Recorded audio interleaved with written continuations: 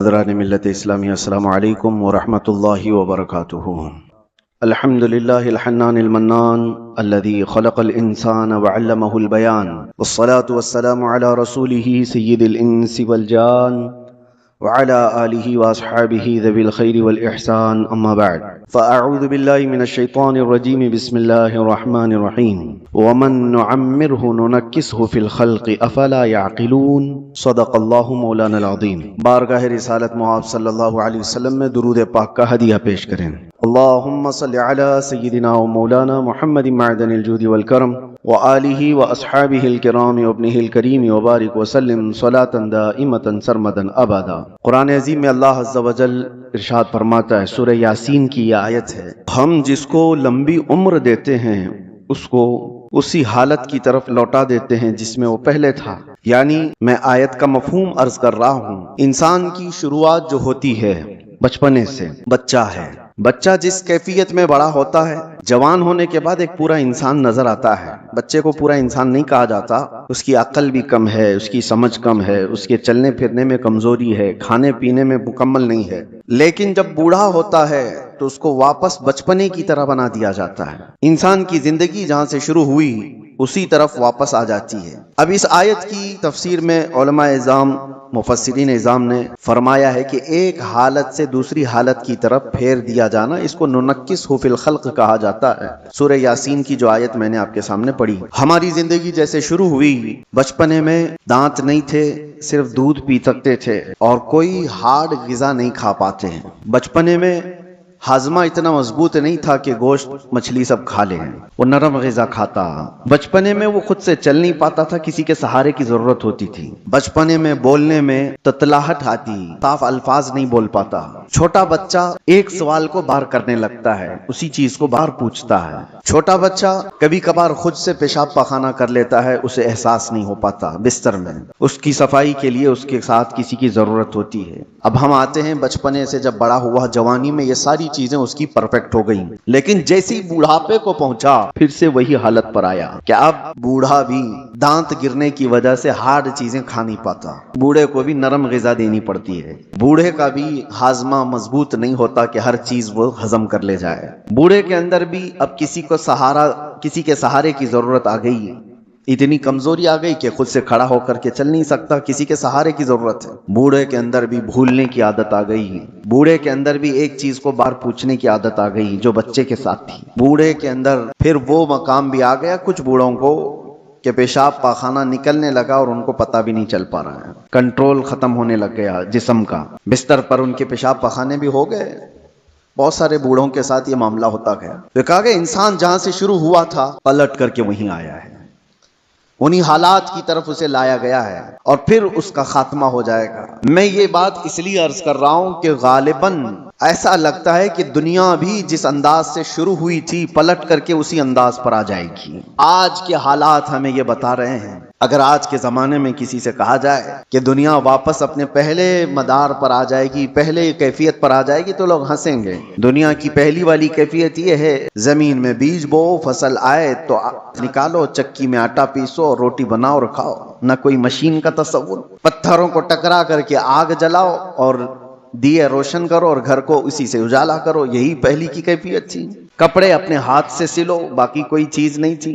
گھوڑ سواری کرو، کوئی سواری نہیں تھی، نہ کار، نہ گاڑی، نہ پلین، نہ ٹرین، کوئی چیز نہیں تھی، جانوروں پر سواری کیے جاتے تھے۔ دنیا کی یہ پہلی کیفیت ہے۔ آج میں اگر کہوں کہ دنیا کی اسی پہلی کیفیت پر واپس آنا پڑے گا تو لوگ ہنسیں گے، ایسا کیسا پاسبل ہے، ممکن نہیں۔ لیکن میرے عزیزو، آج میں ایک بہت اہم بات آپ کے سامنے رکھنے جا رہا ہوں، ہو سکتا ہے دنیا اسی پہلی والی کیفیت پر واپس آ جائے گی، اسی کیفیت پر جہاں سے شروع ہوئی تھی۔ آج کے حالات دیکھ کر یہ لگتا ہے پیٹروٹ میزائل اور نیوکلیئر ویپنز کے ذریعے سے پوری دنیا ایسی تباہ ہو رہی ہے۔ یہ تو ابھی ہتھیاروں کا استعمال پورا نہیں ہوا، جو ہتھیار یہ سپر پاور کنٹریز بنا کر کے بیٹھے ہوئے ہیں، ان کا ابھی استعمال نہیں ہوا۔ 1945 میں جو نیوکلیئر کا استعمال ہوا تھا، اس کا اثر آج تک ہوتا ہے جاپان میں، ناگاساکی اور ہیروشیما میں۔ آج سے تقریباً 70 سال پہلے استعمال کی ہوئی چیزوں کا آج بھی اثر ہے۔ نسلیں وہاں کی لنگڑی لولی ہیں، زمین بنجر ہے کہ کبھی سبزہ نہیں اگے گا،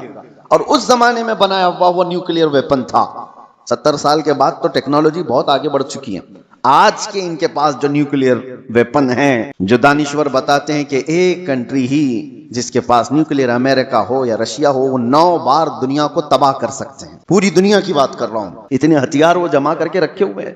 ان کا تو ابھی استعمال نہیں ہے، بڑے میزائل کا بھی استعمال نہیں. لیکن میں آپ کو جو بات چھیڑا کہ کیا دنیا واپس اپنے پہلی کیفیت پر آئے گی، میں آپ کو بہت کوئی پیشن گوئی کرنے والا، پریڈکشن کرنے والا، اس انداز میں بھوشمانی کرنے والا اس انداز سے نہیں بتا رہا ہوں. قرائن اور قیاس. آج ایک ہی انرجی پر آپ کی روک لگا دی جائے تو دنیا میں ہماری زندگی ٹھپ پڑ سکتی ہے. آپ کو پتا ہے تیل اور گیس کے معاملات میں آج دنیا جوجھ رہی ہے. صرف یہ انڈینز کا مسئلہ نہیں ہے، تقریباً دنیا کا.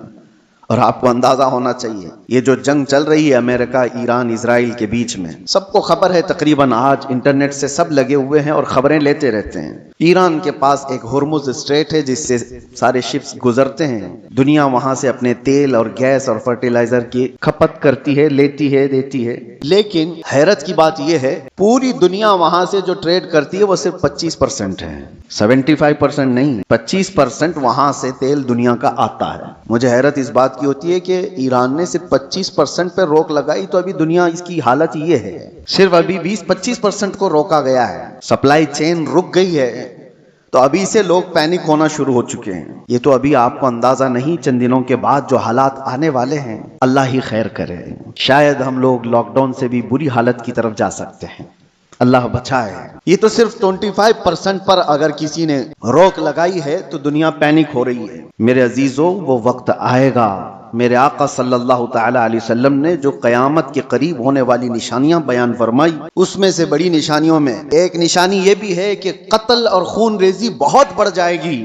اتنی زیادہ کہ ایک باپ کی اگر 100 اولاد ہیں تو 99 مر جائیں گے اور ایک بچے گا. قتل اور حرج اتنا بڑھ جائے گا. مال کی کثرت ہو جائے گی، یہ بھی حدیث پاک میں ہے جو قیامت کی نشانیاں ہیں اس میں. اور یہ جو حالات ہیں، ابھی کسی نے ایک حدیث بھی سوشل میڈیا پر نشر کر کے بہت وائرل کیا تھا، اس پر بھی میں آپ سے گفتگو کروں.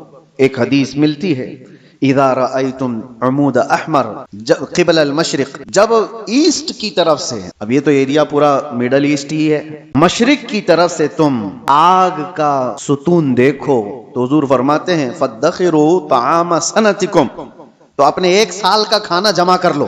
اور اس میں حدیث میں یہ بھی کہا گیا ہے اذا رأیتم عمود احمر، عمود نار احمر، ایسا حدیث کے الفاظ ہیں.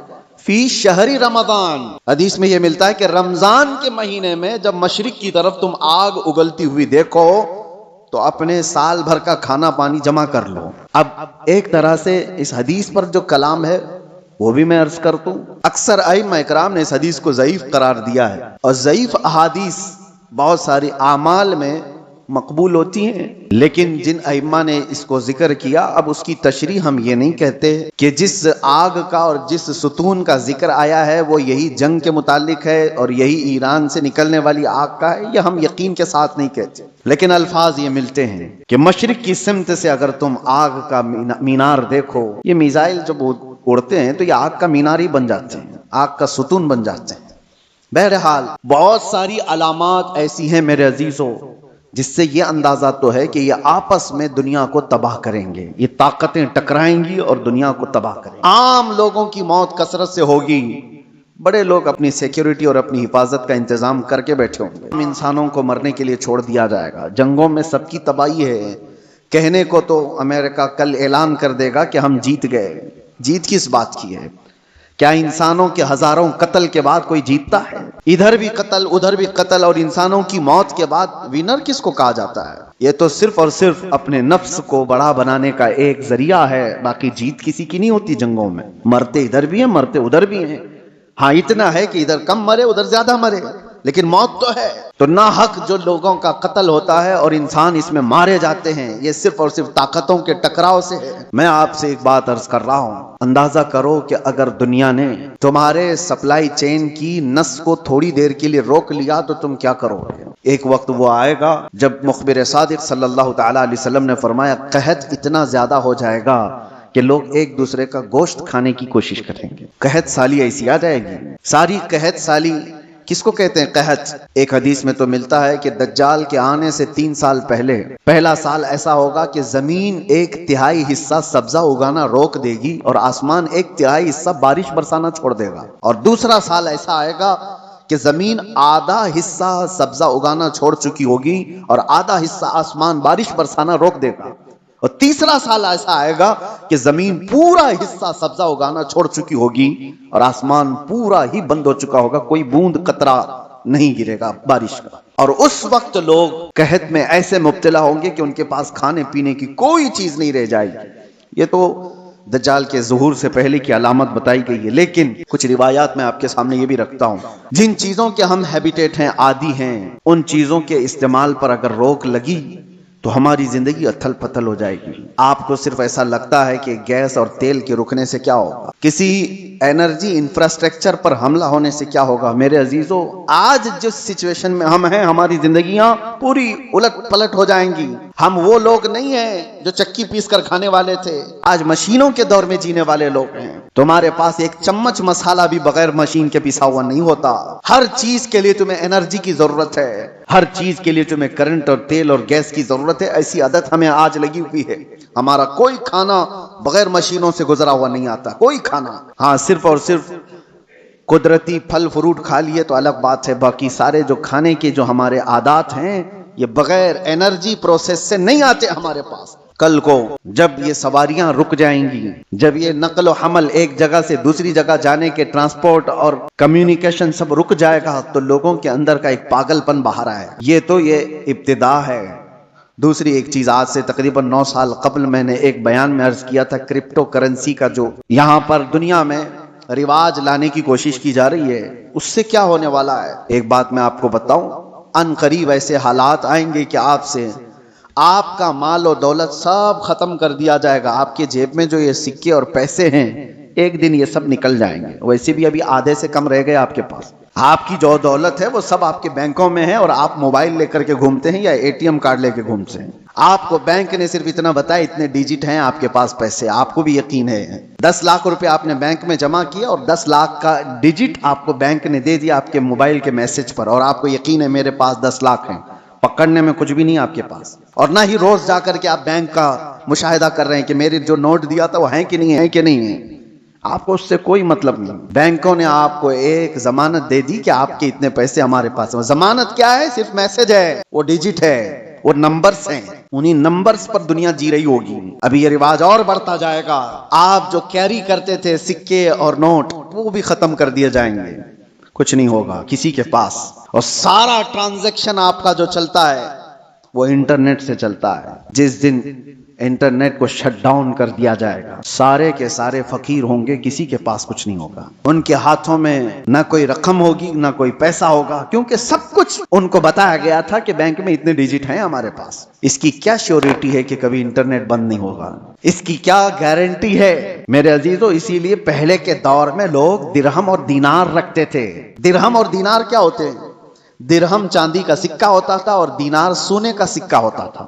حکومتیں چاہے جتنی بھی بدل جائیں، دینار کو آپ میلٹ کرتے تو سونے کی ویلیو ہمیشہ رہتی، چاندی کی ویلیو ہمیشہ رہتی، لیکن یہودیوں نے درہم اور دینار کو ہٹا کر کے کرنسی نوٹ لائے۔ اس کے ٹکڑے جو آج ہماری جیب میں ہیں، 100 کا ہے، 200 کا ہے، 500 کا ہے، 2000 کا، جو بھی نوٹ ہیں، ڈالر ہو کہ یورو ہو کہ پاؤنڈ ہو کہ روپیہ ہو، سب کاغذ پہ ہیں، اور اس کاغذ کی ویلیو صرف اس لیے ہے کہ گورنمنٹ نے کہا ہے اس کی اتنی قیمت ہے، اور جس رات کو اعلان کر دے کہ کل سے یہ نوٹ نہیں چلنے والی، وہ سارے کچرے کے بہاؤ میں بھی نہیں جاتے، وہ کاغذ کے ٹکڑے ہیں، ردی پیپر ہو جائیں گے جس دن اعلان ہو جائے، اور ہو چکا ہمارے ہاں تو ایک بار رات میں اعلان ہو گیا کہ 500 کے نوٹ، 1000 کی نوٹ بند ہو گئی، ختم ہو گیا۔ وہ پیپر کہاں ہے آج؟ یا اس وقت کے 2016 سے پہلے کے وہ 500 1000 کی نوٹ لے آؤ، آپ کو پکڑ کے لے جائیں گے، اس کی کوئی ویلیو نہیں ہے، اس کی کوئی حیثیت نہیں، تو وہ کاغذ کے ٹکڑے ہیں۔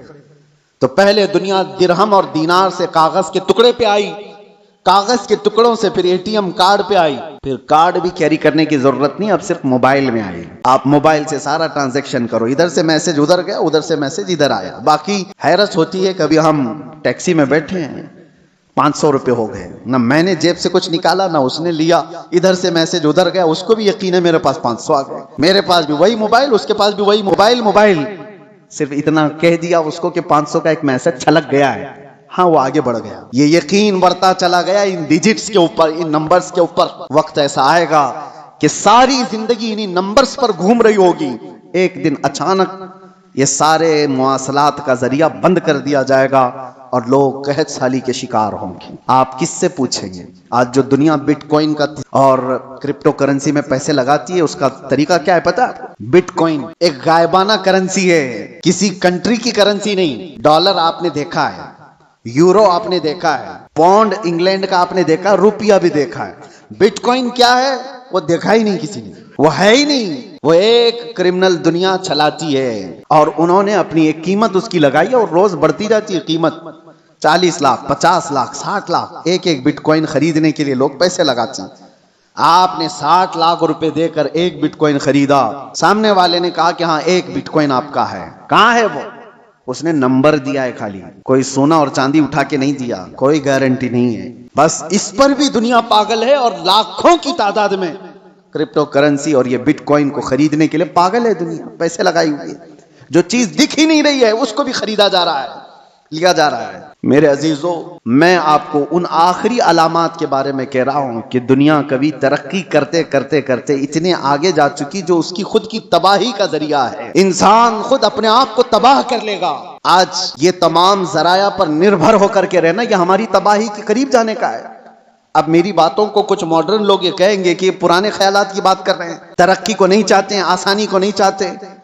میرے عزیزو، ترقی اور آسانی کون نہیں چاہتا، لیکن تمہارے پاس شیورٹی اور گارنٹی کیا ہے؟ کسی چیز کی نہیں. اور آج دنیا کو جس انداز سے نربھر کر کے رکھا گیا ہے، تقریباً پوری دنیا ایسی ہے آج جو کریڈٹ پر تجارت کرتی ہے، سود پر تجارت کرتی ہے. سب کو کریڈٹ کارڈ پکڑائے گئے ہیں، تم سود بھرتے رہو، انٹرسٹ بھرتے رہو. لون کی دنیا پر آدھے سے زیادہ دنیا چل رہی ہے. میرے عزیزو، یہی قرب قیامت کی علامات ہیں، یہ نشانیاں ہیں. میں آج ہی پڑھ رہا تھا حدیث پاک، حضور صلی اللہ تعالی علیہ وسلم کی ایک حدیث ہے، لوگ زنا راستے پہ ایسا کر رہے ہوں گے جیسے گدھے اور کتے کرتے ہیں. اور اس زمانے میں سب سے شریف آدمی کون ہوگا پتہ ہے آپ کو؟ زنا کر رہے ہوں گے لوگ ننگے ہو کر کے، ان میں سب سے شریف آدمی وہ ہوگا جو یہ کہے گا کہ بھائی تھوڑا دیوار کے پیچھے چلے جاؤ. وہ صرف اتنا کہنے والا اس زمانے کا سب سے شریف آدمی ہوگا. جو گناہ کر رہا ہے ان سے صرف وہ اتنا کہے گا کہ دیوار کے پیچھے چلے جاؤ، اتنا کہنے والا اس زمانے کا شریف آدمی ہوگا. وہ زمانہ قریب ہے میرے عزیزوں. اور یہاں تک کہ ایمان والوں کو لوگ تانا مار رہے ہوں گے،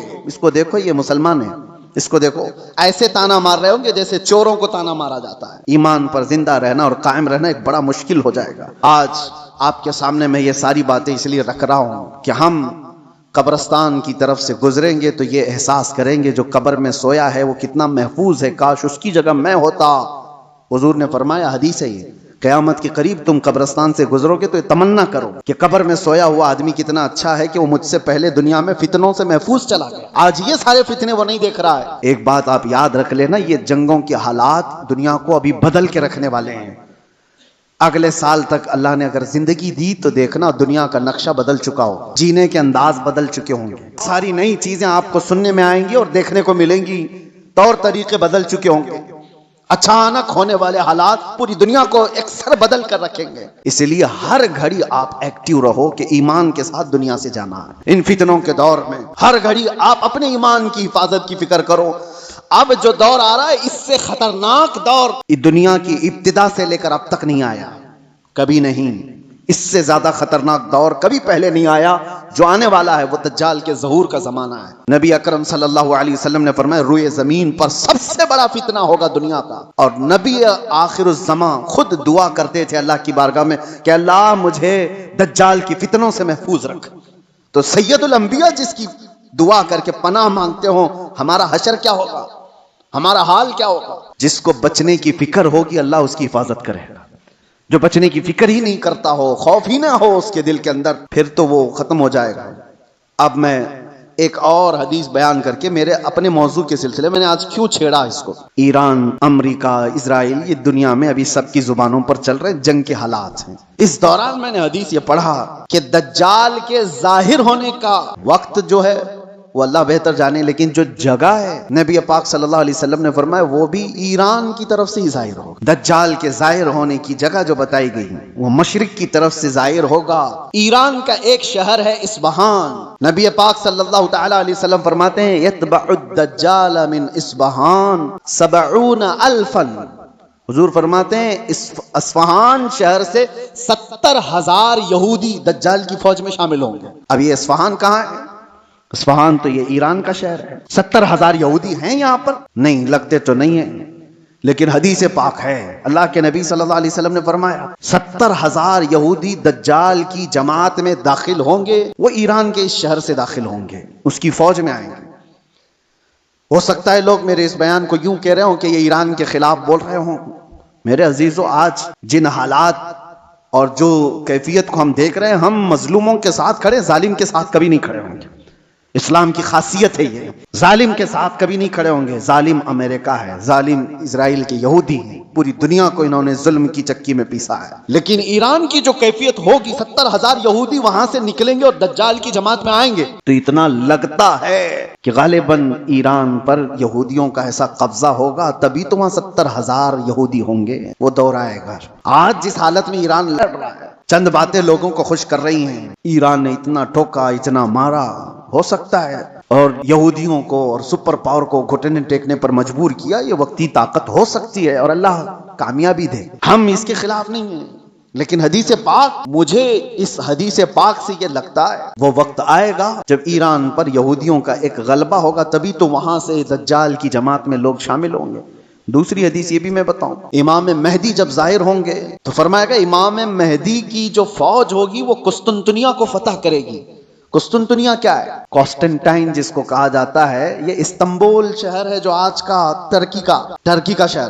اب حدیث سنو، استنبول شہر کیوں فتح ہوگا؟ وہاں تو مسلمان ہیں۔ آج جو حالات ہیں استنبول میں، اذانوں کی آوازیں گونج رہی ہیں، لوگ نماز پڑھ رہے ہیں، پھر امام مہدی کیوں فتح کریں گے؟ لگتا ہے اس سے بھی یہ ہے کہ یہ بھی شہر مسلمانوں کا نہیں ہوگا اس وقت، یہ بھی عیسائی اور یہودیوں کے ہاتھ میں جا چکا ہوگا، اور امام مہدی کے زمانے میں اس کو فتح کیا جائے گا۔ اور حدیث کے جو الفاظ ملتے ہیں، ترتیب پہلے کیا ہونا ہے؟ امام مہدی ظاہر ہوں گے، وہ دمشق کی طرف لوگوں کو لے کر جائیں گے، اور پھر یہ جنگ ہوگی اور فتح قسطنطنیہ ہوگا، یعنی استنبول فتح ہوگا۔ وہ تو صرف 2 تکبیر پر فتح ہو جائے گا، یہ روایت میں ملتا ہے۔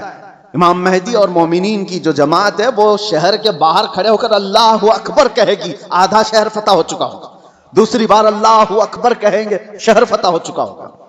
بڑی جنگ کا ذکر نہیں ہے، اور فتح ہو چکا ہوگا، اسی وقت یہ افواہ پھیل جائے گی دنیا میں کہ دجال ظاہر ہو گیا ہے اور اس کا فتنہ مشہور ہو گیا ہے۔ تو امام مہدی کے ساتھ جو لوگ ہوں گے وہ دجال کے مقابل میں وہیں سے نکلیں گے۔ تو امام مہدی کے متعلق جو بات ہے، ابھی جو میں نے کہا قسطنطنیہ، یہ بھی استنبول شہر اس وقت شاید ہم مسلمانوں کے ہاتھ میں نہیں ہوگا، تبھی تو فتح ہوگا۔ اور تیسری ایک خاص بات، جو بات میں نے چھیڑا تھا، حضور فرماتے ہیں جو مجاہدین اس اخیر زمانے کی جنگ میں شریک ہونے والے ہیں، حضور فرماتے ہیں اللہ نے ان پر آگ کو حرام فرما دیا۔ زمین کے بہترین لوگ ہوں گے جو امام مہدی کی فوج میں شامل ہو کر مقابلہ کر رہے ہوں گے دجال سے، لیکن ساتھ میں حضور فرماتے ہیں، اب سنیے توجہ، جس جملے پر مجھے بہت زیادہ تعجب ہے، فرماتے ہیں حضور کہ میں یہیں سے ان کے گھوڑوں کے رنگ کو بھی دیکھ رہا ہوں۔ نبی پاک صلی اللہ تعالی علیہ وسلم مخبر صادق ہیں، وہ غیب کی خبر جانتے ہیں، بعد کے حالات دیکھ رہے ہیں، اللہ نے ان کو علم عطا کیا، یہ سب اپنی جگہ پر، یہ ہمارا عقیدہ ہے۔ لیکن اس جملے پر توجہ کرے، کیا اس زمانے کی فوج گھوڑے پر بیٹھی ہوگی؟ حضور فرمانے میں ان کے گھوڑوں کا رنگ دیکھ رہا ہوں۔ تو اسی حدیث سے مجھے یہ کہنا پڑا، شاید دنیا جہاں سے شروع ہوئی تھی وہیں سے واپس آ جائے، دور ایسا آ جائے گا کہ جہاں سے دنیا شروع ہوئی تھی وہ گھوڑ سواری تھی، سواریاں تھیں، لڑائی کے دور بھی تلواروں کے تھے، نیزے اور بھالے کے تھے، میزائل اور یہ سارے جیٹ طیارے نہیں تھے۔ اسی لیے ایک مشہور سائنسدان آئنسٹائن کی بات میں کوئی اپنے حوالے کے لیے یا میری تائید کے لیے نقل نہیں کر رہا ہوں، لیکن مشہور ہے زمانے میں، اس نے کہا تھا 3rd ورلڈ وار کیسے ہوگی یہ مجھے پتا نہیں، لیکن 4th ورلڈ وار ہوگی تو لکڑیوں سے لڑی جائے گی۔ تو اس سے پوچھا گیا ایسا کیوں؟ کہا 3rd ورلڈ وار میں دنیا اتنی تباہ کر دیں گے یہ لوگ نیوکلیئر پاور سے کہ کچھ بچا ہی نہیں ہوگا، اور بعد میں جو لوگ بچے ہوں گے وہ لکڑیوں سے لڑیں گے۔ یا اس کے اپنے پریڈکشن ہو سکتے ہیں، میں اپنی تائید میں نہیں کہہ رہا ہوں، لیکن حدیث پاک حضور پاک صلی اللہ تعالی علیہ وسلم فرماتے ہیں، اور یہ ایک حدیث یہ بھی ہے کہ دجال جس گدھے پر سوار ہوگا، وہ بھی حدیث میں اس کا ذکر ہے کہ وہ 1 میل تک 1 قدم رکھے گا، اور اس کی بھی سواری کا ذکر ہے۔ اب وہ کون سی سواری ہے اس کا ذکر آیا ہے حدیثوں میں، تو ہم حدیث کے ظاہری معنی کو بھی دیکھتے ہیں، اور ہو سکتا ہے اس کا باطنی کوئی اور معنی ہو، لیکن جب تک حدیث ظاہر میں سمجھ میں آتی ہے اسی پر ہم عمل کرتے ہیں۔ آخر زمانہ شاید ویسا آنے والا ہو، اس لیے میرے عزیزو، بہت ترقی پر جو آج عروج پر لوگ ناز کرتے ہیں، شاید دنیا ان کو پٹخ دے گی، دنیا ان کو واپس ان کے نشے کے غرور کو مٹی میں ملا کر رکھ دے گی۔ آج جن کے پاس پیٹروٹ میزائل ہیں، جن کے پاس چاند میں جانے کی صلاحیت، جن کے پاس مرین پنڈبیاں ایسی کہ سمندروں کو چیر کر کے نکلنے والی سارے ہتھیار، سب کچھ تھا ان کے پاس، لیکن جس دن یہ ساری ٹیکنالوجی مار دی جائے گی، ختم کر دی جائے گی، یہ کسی اور کے ذریعے سے نہیں، تم آپس میں مار لو گے ایک دوسرے کو۔ تم نے بھی ہتھیار بنائے، ہم نے بھی ہتھیار بنائے، دونوں مار لیں گے، ایک دوسرے کو ختم کر دیں گے۔ پھر جینے کا سلیقہ وہی ہوگا جو انسانوں کے ابتدائی زمانے میں تھا۔ انسان دنیا میں جس طرح سے بغیر لباس کے سادہ سا آیا تھا، اسی انداز سے پھر جینے کا طریقہ سیکھ لے گا، اور دنیا وہیں پر آ جائے گی۔ اور ایک حدیث حضور پاک صلی اللہ تعالی علیہ وسلم نے آخری وقت کے متعلق جو فرمایا کہ قیامت جب آئے گی تو کیا حالت ہوگی اس وقت، اور حضور نے فرمایا صرف شریر لوگوں پر، کفار و مشرکین پر قیامت آئے گی، ایمان والے ختم ہو چکے ہوں گے، حتیٰ کہ کعبہ شریف بھی جلا دیا جا چکا ہوگا۔ حدیث پاک میں ملتا ہے کعبہ کو ختم کرنے والا ایک حبشی شخص آئے گا، قرآن اٹھا لیا جائے گا روئے زمین سے، ایمان والے پوری دنیا پر نہیں ہوں گے جب قیامت آئے گی۔ اور قیامت آنے کے وقت، عین وقت جو سور پھونکا جائے گا، اس وقت لوگ کیا کر رہے ہوں گے؟ اس وقت حضور فرماتے ہیں کہ سب اپنے اپنے کاموں میں مشغول ہوں گے، کوئی کھیتی باڑی کر رہا ہوگا، ہل چلا رہا ہوگا، کوئی کپڑا کاٹ رہا ہوگا، اور وہ وہیں سے اپنی کینچی پھینک دے گا، ہل چلا رہا ہوگا وہیں پھینک دے گا، وہ آواز سنتے ہی، یہاں تک کہ حاملہ عورت کے پیٹ سے بچہ نکل جائے، اس آواز کی دہشت سے دودھ پلانے والی ماں اپنے بچے کو پھینک دے گی۔ یہ جو حدیث میں ہے، وہاں پر بھی دنیا کی بڑی ترقیات کا ذکر نہیں ہے۔ یہ نہیں ہے کہ بہت ہائی فائی انٹرنیٹ میں آدمی بیٹھا ہوگا یا مشینیں چلا رہا ہوگا، وہاں پر بھی حدیث میں ذکر ملتا ہے کہ ہل چلا رہا ہوگا، کینچی کاٹ رہا ہوگا۔ پھر مجھے یہی کہنا پڑتا ہے کہ دنیا جہاں سے شروع ہوئی تھی انہی حالات پر آ جائے گی، یہ کینچی ہاتھ میں لے گی اور ہل ہاتھ میں لے گی، زمین میں بیج بوئے گی اور فصل اگائے گی، اور جب آئیں گے تو چکی پیس کر کے اپنے گھر کے کھانے کا انتظام کرے گی۔ بہرحال جو بھی حالات ہیں، ہم دنیا کے آخری وقت پر آ چکے ہیں۔ اور ایک یہ بھی بات میں کہہ کر کے جاتا ہوں، بعض بزرگوں نے فرمایا امام مہدی کب ظاہر ہوں گے، تو اس کے متعلق بزرگوں نے فرمایا جب سارے مومنین دعا کرنے لگ جائیں کہ اے اللہ امام مہدی کو ظاہر فرماتے، تو اللہ تبارک و تعالی قریب ہے کہ ان کو ظاہر فرمائے گا۔ لیکن آج کی سچویشن یہ ہے، میں دیکھتا ہوں ہم ساری دعائیں کرتے ہیں، کیا مومنین کی عام جماعتیں امام مہدی کے ظاہر ہونے کی دعا کرتے ہیں کہ نہیں؟ یہ دعا کا بھی رواج عام ہو جائے کہ اللہ امام مہدی کو ظاہر فرماتے، جب یہ دعا کثرت سے ہونے لگی کہ وہ آ جائیں گے امام مہدی کے ظاہر ہونے کی۔ اور دوسری حدیث یہ بھی ہے، یذہل الناس، حضور فرماتے ہیں ان ذکر الدجال کا ذکر کرنا لوگ چھوڑ چکے ہوں گے، علماء ممبروں سے بیان کرنا ختم کر چکے ہوں گے، تب دجال آئے گا۔ جب تک دجال کے بارے میں اویئرنس ہوگا لوگوں کے درمیان، دجال نہیں آئے گا۔ لوگ بیان کرنا چھوڑ چکے ہوں گے اور اس کا ذکر کرنا ترک کر چکے ہوں گے۔ یہ دونوں چیزیں ہمارے اندر آنے نہ پائیں۔ اللہ تبارک و تعالی ہم سب کو آخری زمانے کی فتنوں سے محفوظ فرمائے۔ آج جو ہونے والے حالات ہیں اس کے لیے آپ اپنے انتظامات میں، لوگ آج اپنا راشن پانی سب جمع کر رہے ہیں، میں کہتا ہوں اپنا ایمان بھی جمع کر کے رکھو، اپنے اعمال اور اپنے عقیدے کی حفاظت کرو۔ کل کے آنے والا دور، ایک دن 2 دن روٹی نہ کھا کر کے اگر آپ رہ بھی جاؤ گے لیکن ایمان کے بغیر دنیا سے جاؤ گے تو ہمیشہ جہنم میں جلائے جاؤ گے۔ ایمان کی حفاظت بھی آج اتنی ہی ضروری ہے، اس لیے کہ آدمی جب مصیبتیں آتی ہیں تو انکار خدا کر بیٹھتا ہے، وہ لوگوں کے پیچھے چل بھاگتا ہے۔ وہ دور آئے گا جب لوگ اپنے مال کی طرف تمہیں بلائیں گے، تمہارے پاس ہوگا کچھ نہیں تو بھاگو گے ان کے پاس، اپنا ایمان بھی بیچ دیں، سب کچھ، کہ مجھے میرے بچوں کو کھلانا ہے، میں آج اس کے پاس جاؤں گا، اس کے پاس مال ہے، اس کے پاس کھانا پانی ہے، اس کے پاس راشن ہے، یہ سب کچھ دے رہا ہے۔ یہ کہا گیا کہ دجال روٹیوں کے پہاڑ لے کر چلے گا۔ جب دنیا میں قحط ہوگا، لوگ کھانے کے محتاج ہوں گے اور دجال کے پاس غذا کے پہاڑ ہوں گے، چل رہے ہوں گے ساتھ میں۔ دنیا بھوکی اس کے پیچھے لپک جائے گی کہ روٹیوں کا پہاڑ اس کے ساتھ ہے، تو کھانے کا ذخیرہ جس کے پاس ہوگا دنیا پاگل کی طرح اس کی طرف لپک جائے گی۔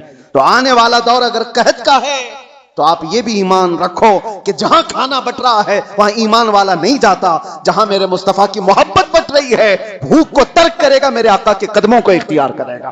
اللہ تعالی ہمیں حضور کے قدموں میں زندگی عطا فرمائے، ایمان کے ساتھ زندہ رکھے اور ایمان کے ساتھ اس دنیا سے اٹھائے۔ وآخر دعوانا ان الحمدللہ رب العالمین۔ السلام علیکم۔